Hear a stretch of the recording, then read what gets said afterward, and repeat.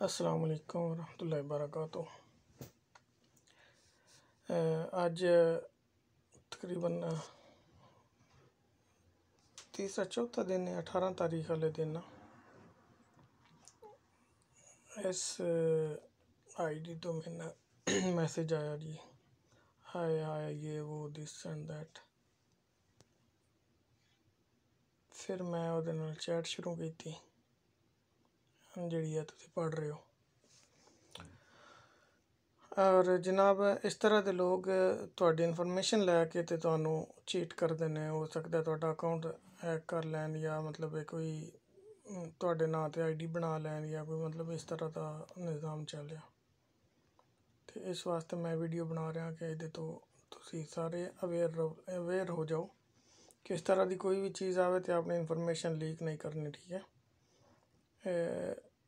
तुसी पढ़ो। पहले उसने मैंने सारी अपनी डिटेल दी है कि मैं 29 साल दी हाँ, तो एन जे हुए मेरे माँ प्यो मर गया, तो मेरे हाइट अपनी दसदी पई, ठीक है, वेट दस रही है। उस तो बाद सारा हिसाब किताब तो फिर आंदी है कि तू अपने बारे दस। फिर मैं गल दसी तो थल्ले वाला मैसेज मैं आख्या मैं बड़ा गरीब हाँ, मजदूर बंदा, तो मेरे को कोई रुपया नहीं है। तो मेन जड़ा ना बैंक अकाउंट भी मेरे को नहीं आया, तो बिल्कुल जड़ा ना उम्मीद है कि तू जड़ा समझ गई उसे। लेकिन इस बावजूद उन्हें फिर मतलब एक मैसेज बड़ा लम्मा जहा लिख के सेंड किया, क्योंकि वो फौरन मैसेज सेंड कर दी।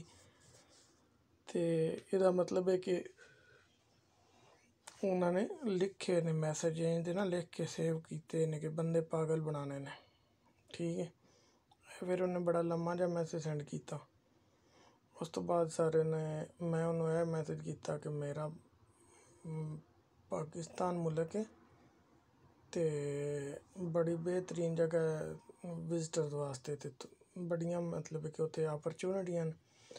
तो पाकिस्तान जड़ा अच्छे हत्थों में है, तो तू अगर बिजनेस करना चाहनी तो गौरमेंट नाल ऑफिशियली रब्ता कर।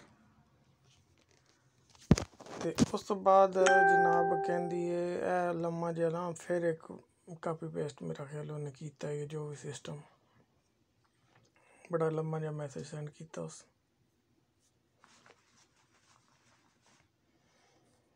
तो आंधी मैं तेरा फ्रेंड ये वो, तो बड़ी खुशी हुई है। मैंने पता ये खुशी सिर्फ जड़ी ना थोड़ी देर वास्ते ही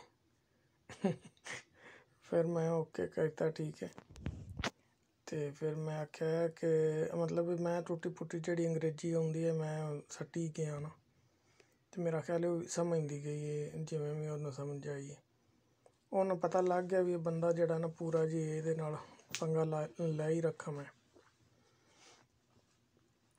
उन्हें फिर जनाब लिखा जनाब बट आई शुड मैं सच लिखा कि मैं तेन क्लीयर कर देना चाहना कि मेरे को कोई बैंक अकाउंट नहीं है, तो ना मैं ना कि बैंक अकाउंट सेंड करने वास्ते, तो ना मेरे जड़ा ना कोई मतलब पर्सनल डिटेल वास्ते आखी।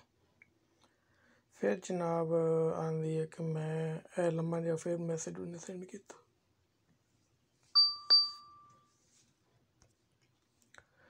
मैसेज सेंड किया, मैसेज सेंड करने तो बाद फिर मैं भी लम्मा जी लिखा अगों। फिर मैं क्या तू मेरे नाल इतनी वड्डी रकम वास्ते तू मेरे ते किवें एतबार कर सकनी है, ना मैं तेन जानना ना तू मैनू जानदी।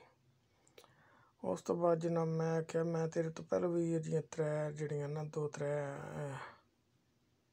आईडियां जड़ियां ना ईमेल मैं रिसीव कीतियां, मैसेज रिसीव किए, तो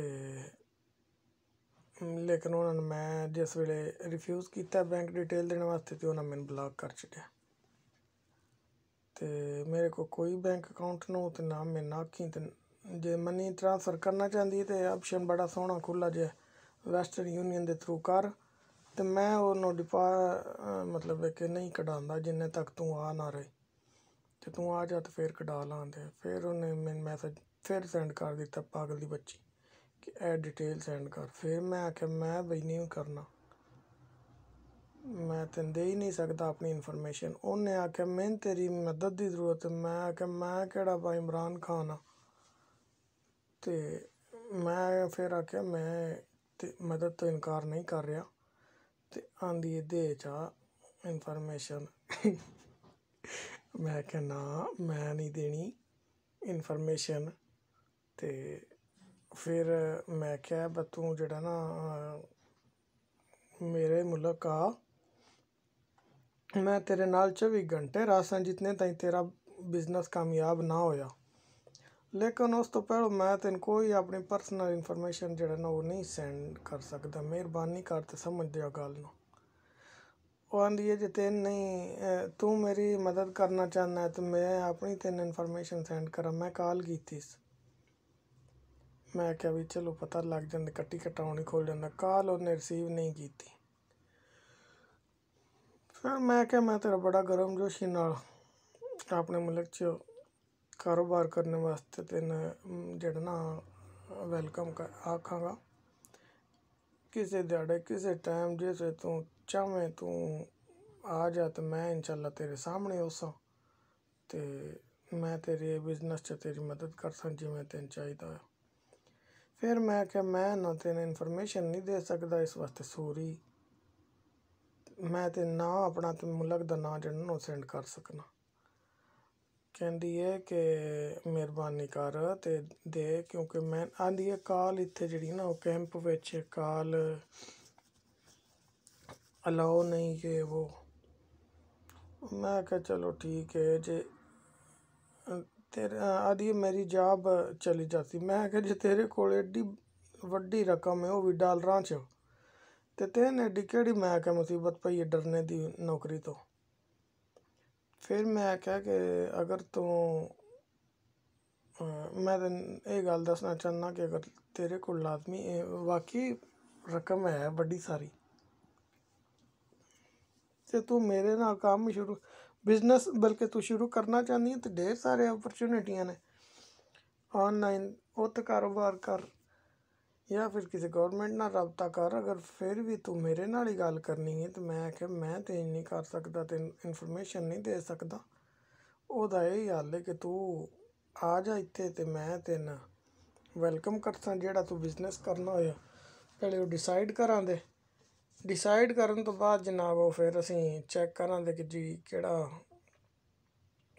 जेह्ड़ा साढ़े वास्ते बेहतर है। ते उस तो बाद जेह्ड़ा मैं तेन तू वापस जाए ते मैं तेन डिटेल देसां, तू सेंड कर लें ट्रांसफर कर लें मनी। मैं क्या उस तो बाद कोई टेंशन नहीं, नाल ही जनाब ब्लॉक मार छड़े। ठीक है, लिहाजा तमाम दोस्तों अगे यही अपील है कि अपने अकाउंट नंबर अपनी डिटेल्स अपनी इन्फॉर्मेशन किसी बंदे नूं नहीं देनी। कोई भी मोबाइल नंबर मोबाइल ते कोड आउंदा है, इस तरह की कोई चीज़ भी नहीं देनी। दोगे तो अपने हत्थों अपने मतलब की आंदे ने भाई पैरों ते कुहाड़ी मारन वाली गल है। ओके जी, अल्लाह हाफिज़।